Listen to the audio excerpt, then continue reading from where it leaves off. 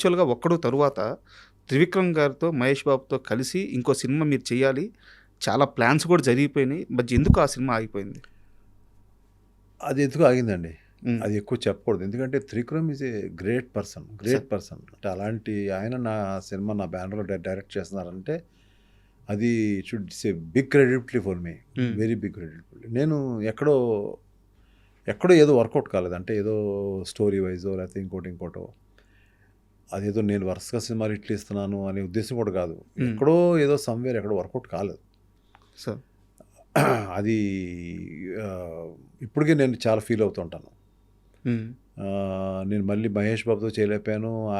పాపం అతను ఏదో విధంగా ఇంకో డైరెక్టర్‌ని పెట్టి చేద్దాం అని పెద్ద డైరెక్టర్ ఒకళ్ళని చెప్పి చేద్దాం. నాకు ఈజీ అయ్యేది కదా! అవునవును. నేను ఎక్కువ ఆలోచించక్కర్లేదు. ఆయనే ఆలోచిస్తాడు కదా! అవును. ఏదైనా ఉంటే బాగుంది, బాలేదని చెప్తాం అంతే.